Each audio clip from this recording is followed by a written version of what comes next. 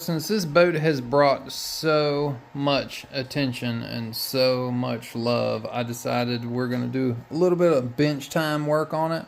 I know a lot of people ask for videos, not just running the boat, but working on it.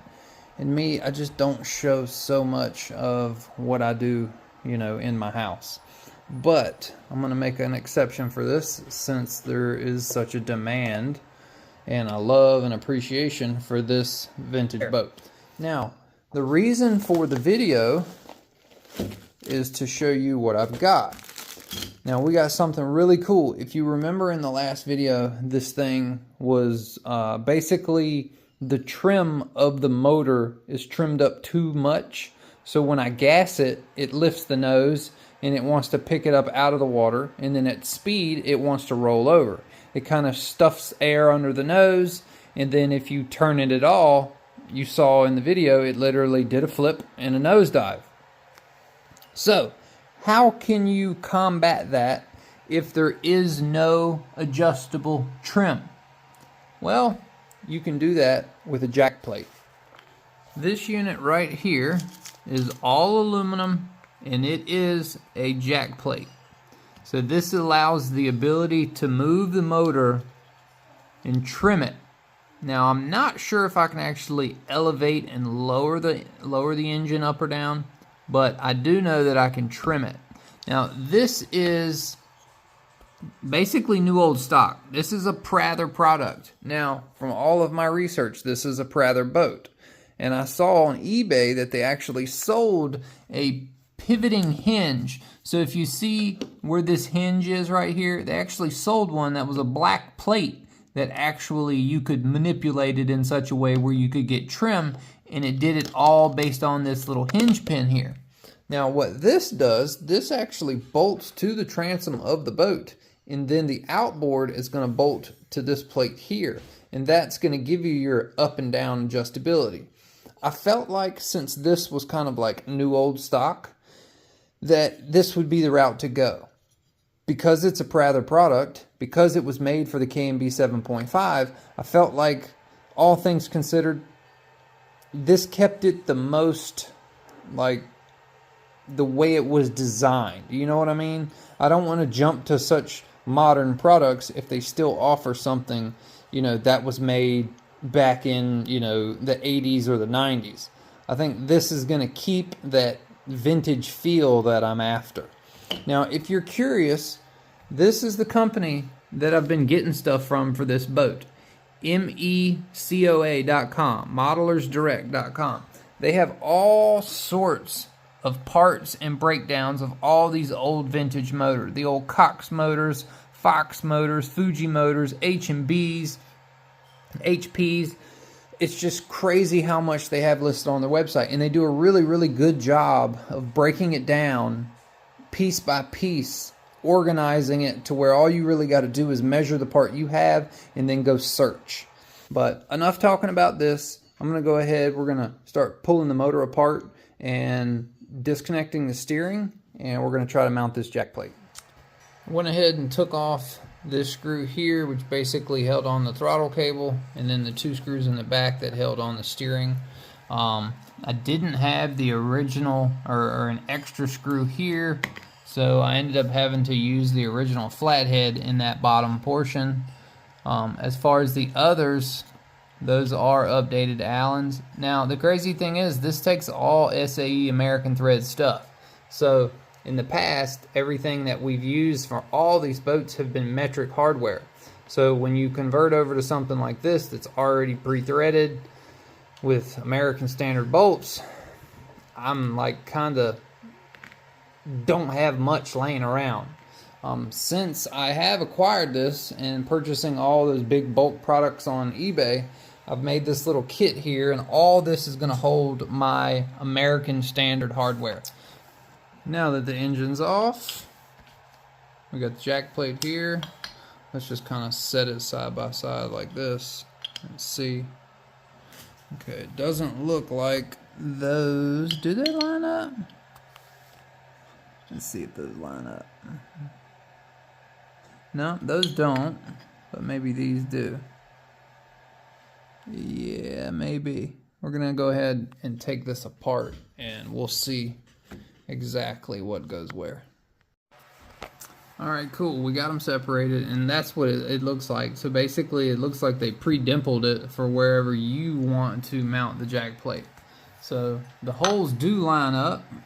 You see that? They do line up, but the ones that were provided don't. So we're gonna have to drill it out, and I really have no idea where we're gonna drill this thing out to. I think the stock position is actually a pretty good position. It's just the overall angle of the boat itself, like the angle of the engine and all that.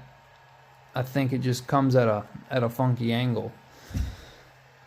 And not far, you know, not off by far. I just think we need to try to hit that same spot, but be able to pivot this a little bit, you know. It's a whole lot to think about. If we hold it up and we kind of look at it from this perspective here, we're kind of right in the middle, and I think that'll be a good starting point. So I took the liberty of drilling the holes out, as you can see, and I took a brief 10-second glance at Google, and I learned that the open area, the pivot, goes up top. Now, aesthetically speaking, that looks normal. I just kind of say it goes against popular belief as far as where you would think that the trim, you know, would go. But it's supposed to mount just like that. There are 2 pictures on the internet, only 2, and they're both of used engines that are for sale online, but they were both mounted just like this. Now I got the rear plate mounted. That was a little bit harder, you know. I would say it's easier said than done. Yeah, it's not very easy. Getting the holes to be perfectly lined up, I ended up having to drill the neck size bigger drill bit just because they just weren't perfect. But other than that, I got the screws in there, so that's good. Now we have to get this. Luckily, it looks like this thing is square. The holes on the side, top or bottom, and face are all the same. So it doesn't look like I could get it wrong by putting it one way or the other. The tightest situation is going to be getting that damn bottom screw in. It looks to be really, really tight. Let's see. May have to hit this with the buffer on the edge.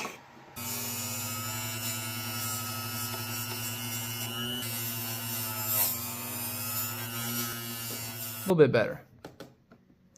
Yeah, a little bit better. Very cool. Very cool. So I believe the bolts on this go in last. I'm going to have to try real hard to get these in here. Luckily, they provide us with really, really short ones. So we're going to do the same thing. We're going to put a little bit of this blue Loctite on each one of these screws and then try to put them in. Secondary plate is all mounted. I'm thinking, if you see right here, okay, I'm figuring I'm going to run it right there in the middle for starters. I'm trying to base that off of the factory angle here versus what this angle is here. And I believe if I push it all the way forward, it gives it more than positive trim from factory. I think if I run it right there where it is on the plate, I'm trying to eyeball it, basing it off the angle of the rear of that. I think I give myself just a smidge of downward trim. But, you know, downward angle. But we'll see. We'll see. It really does make the back of the boat look nice. Like, I have to say. I'm very fascinated by it. And it looks pretty beefy compared to the other one on eBay. Alright, well, this is the finished product as far as the engine is concerned, mounted. I still have a couple of little odds and ends to do. But I took apart the steering servo and swapped the servo horn. I got these 2 basically servo rod holders. It would have been beneficial if I could use 2 mil bars, but the only ones I have access to are these 3 mil, which probably are a lot stronger. But I ended up having to go with this heavier duty servo arm here, And then these little keepers here, if we look, it ends up, that's how much like leftovers I have, and then come here, it'll match perfectly with the arm. So this is the arm, and this is it here, and we will have just enough, like literally just enough. But I had to take the fuel tank out with the idea that I was going to run it under here through these holes, right? Because the holes that they had, those holes right there through that firewall, it was for the original tubes, which is this right here. So I was able to pull these out, but they're just too short once we add that extension. So this is what we have. I hope that it'll work like this. I hope it doesn't bend it. My thought process on this is it should work, even though it doesn't have the guide, because one's going to be pulling while the other one's pushing. I don't really foresee it bending both of them. You know what I'm saying? I just don't think it's going to have that much torque, but it may. If it needs a guide, I've got carbon fiber, and we can cut a little U-channel in that and then put a piece of carbon out to about yay right there, and then we can glue it in with some epoxy. But I just don't think it needs it, but we'll see. We'll see. I'm gonna go ahead and mount this plate back up, and we'll get all the bolts put in it, and then we'll test it out and see what happens. Now, this is the steering arm that goes on the back of the K&B 7.5, right? It pivots like so. These ends here, where the tip is here, used to connect to those teeny tiny little pins right there on the end of that clasp.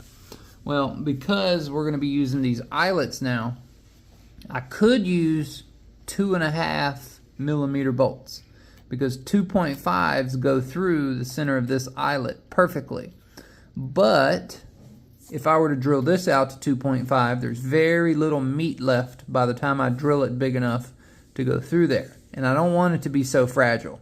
So what I opted to do was take this 2 millimeter tap here, and I went ahead and tapped the hole in this to where it will accept the 2 millimeter, not 2 milliliter, but this 2 millimeter screw here. So now we're good. So we can go ahead and tighten that down, put a nut on one side of it to kind of secure it, and then we'll put a nut on the other side of it and a couple of washers, and then that should keep us down. You may say to yourself, that's not much of a bolt, but you're right. But if we look at it from the way that it used to be, this is actually bigger than the pin inside of here. So it should work. That's my theory anyways. Well, here's the final product. Got both of those in, mounted, blue Loctite, we're good there. Come back here. Got our little screw there with a couple washers. Got a washer on the top and a washer on the bottom. Need to put a little bit of oil on the ball right there, just so we don't get any premature wear. But I went ahead, made sure that the steering works. Looks good. Watch the bars. None of them are bending or flexing. Now, I have my dual rate set on 78, right? I was trying to set to 80. 80 seems like the perfect number. Now, I'm going to bump it up to 100, and I want to show you. If we try to overdo it, it bends this rod here, watch. Well, it was bending it earlier. There it goes. See?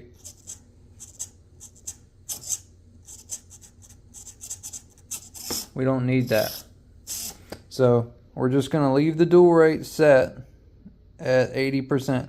Honestly, most of my boats can run an 80% dual rate on the steering and not have an issue. Like the rigger, 40% is all it needs. Most monos, 65 to 70%. And then you just hammer it, you know, You ain't got to worry about modulating your steering so much. But still got to hook up the throttle cable, but that can be done really simply in about 2 minutes. But turned out pretty cool. I'm very happy with it.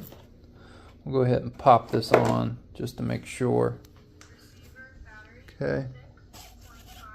Alright, we get good coverage there, good coverage there. No rubs. Come down here and look at this side. Yeah, we're good. We're golden. Very happy. Cool.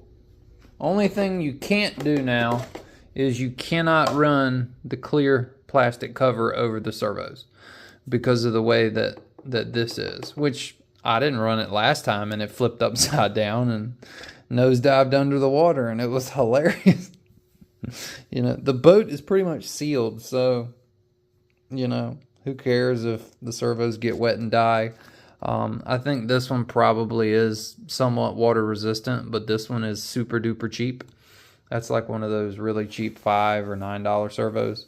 But it's good enough for throttle, which is all we needed it for. I know we want to try to keep the cavitation plate. I'm trying to make level, like more or less with this area here, and then the center line of the prop I'm trying to make somewhat level with the bottom of the sponsons.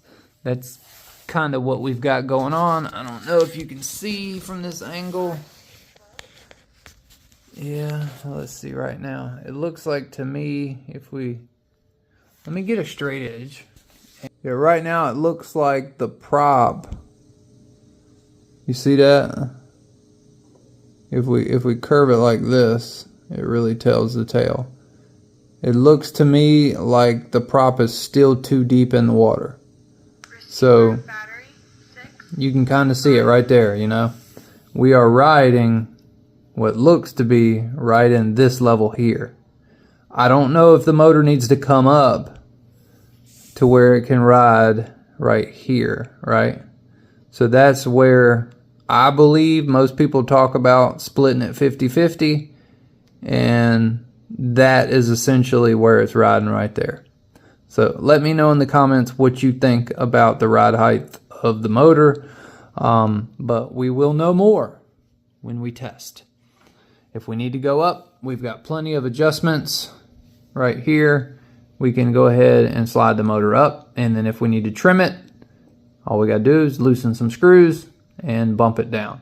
So hopefully you enjoyed the video. If you did, drop a comment in the comment section. Let me know what you think. Be sure to give the video a thumbs up, and we'll see y'all later.